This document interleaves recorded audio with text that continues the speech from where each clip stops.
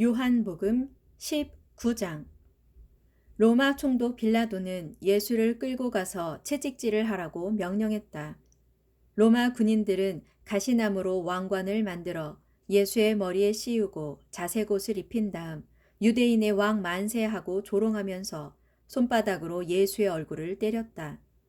빌라도는 다시 관저 밖으로 나가서 유대인들에게 말했다. 내가 그를 다시 당신들 앞으로 끌고 나오게 하겠소. 나는 그에게서 아무런 죄도 찾지 못했다는 것을 분명히 밝혀두는 바이요. 예수께서 가시관을 쓰고 자색 옷을 입은 채 관저 밖으로 끌려 나오자 빌라도가 말했다. 보시오, 이 사람이요. 대제사장들과 경비병들은 예수를 보자 크게 외쳤다. 그를 십자가에 못 박으시오. 그를 십자가에 못 박으시오. 하지만 빌라도가 대꾸했다. 당신들이 그를 직접 십자가에 못 박으시오. 나는 그에게서 아무런 죄목도 찾지 못했소. 그래도 유대인들이 계속 우겨댔다. 우리에게는 율법이 있소. 그 율법에 따르면 그 자는 죽어야 마땅하오. 자신이 하나님의 아들이라고 주장했기 때문이오. 이 말을 듣고 빌라도는 더욱 두려운 생각이 들었다. 그래서 예수를 다시 관저 안으로 데리고 들어가서 물었다. 내가 어디서 왔느냐? 그러나 예수께서는 아무 대답도 하지 않으셨다. 빌라도가 말했다. 나에게 말하지 않을 작정이냐?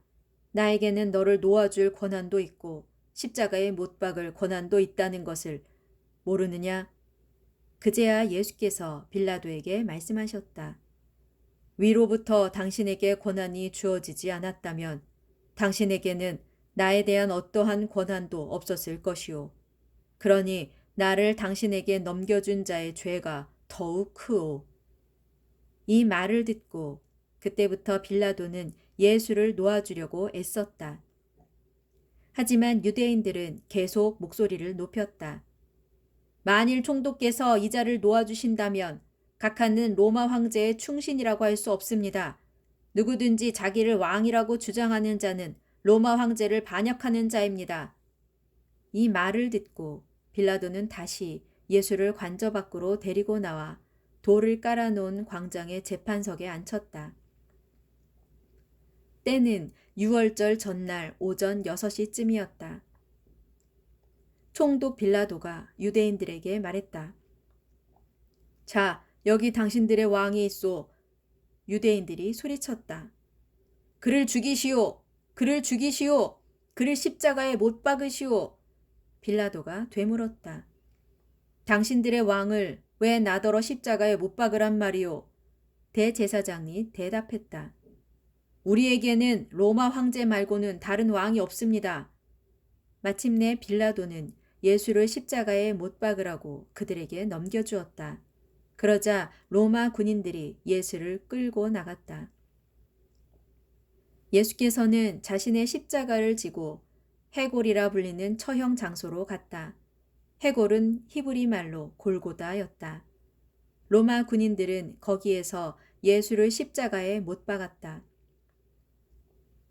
예수를 가운데에 두고 좌우 양편에도 각기 죄수 한 명씩이 십자가에 달렸다. 빌라도는 죄수의 명패를 준비하게 하여 예수의 십자가 위에 붙였다. 그 명패에는 유대인의 왕 나사렛 예수라고 쓰여 있었다. 많은 유대인들이 그 명패를 읽었다.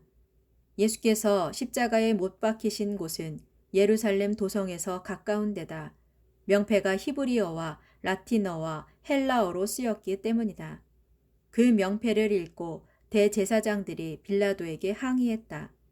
저자의 명패에다 유대인의 왕이라고 쓰면 안 됩니다. 자칭 유대인의 왕으로 고쳐야 합니다. 그러자 총독 빌라도가 대답했다. 내가 그렇게 썼소. 바꿔 쓸 수 없소. 한편 예수를 십자가에 못 박은 군인들은 예수의 겉옷을 네 몫으로 나누어 한 사람이 하나씩 차지했다. 속옷이 남았지만 그것은 이음새 없이 위에서 아래까지 통으로 짠 것이었다. 그래서 군인들은 서로 이렇게 말했다. 속옷은 찢지 말고 제비를 뽑아서 차지할 사람을 정하자. 이렇게 해서 그들이 내 옷을 나누어 갖고 또 더 나누어 가지려고 제비를 뽑았다라고 한 성경 말씀이 이루어졌다. 예수의 십자가 가까이에는 예수의 어머니 마리아, 예수의 이모, 글로바의 아내 마리아, 그리고 막달라 마리아가 서 있었다. 십자가에 매달린 예수께서는 자신의 어머니 곁에 자신이 사랑하는 제자가 서 있는 것을 보고는 어머니에게 말씀하셨다. 어머니, 보십시오.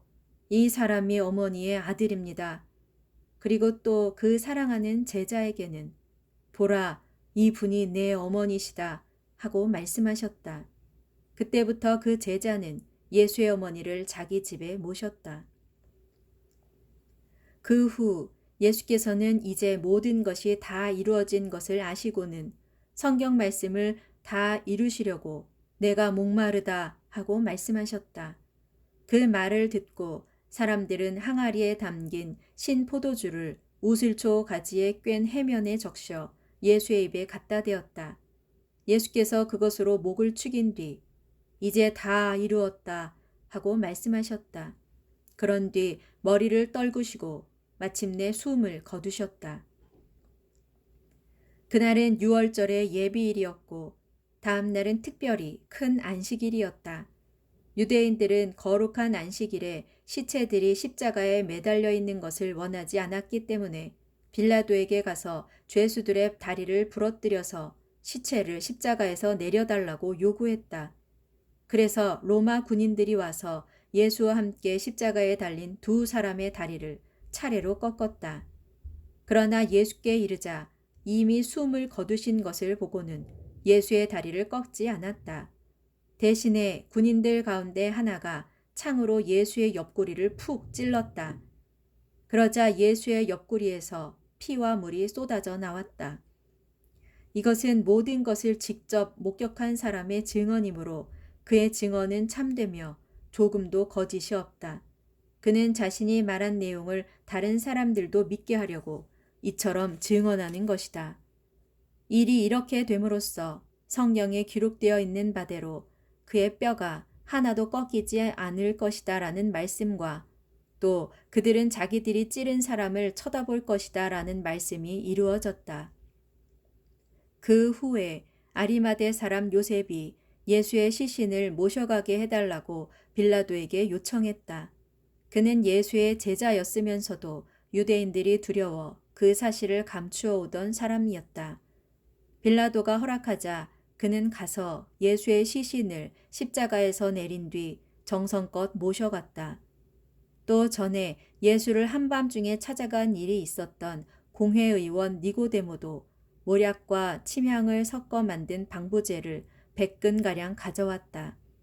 그 두 사람은 함께 협력하여 예수의 시신을 모셔다가 유대인들의 장례 풍습에 따라 방부제를 바른 뒤 길고 고운 배로 온몸을 감았다. 예수께서 십자가에 못 박히신 곳에는 동산이 하나 있었는데 그곳에는 전에 한 번도 시신이 안치된 적이 없는 새 무덤이 하나 있었다. 안식일 전에 빨리 일을 서둘러야 할 필요도 있었고 또 새 무덤도 가까이 있었기 때문에 그들은 예수의 시신을 거기에 모셨다.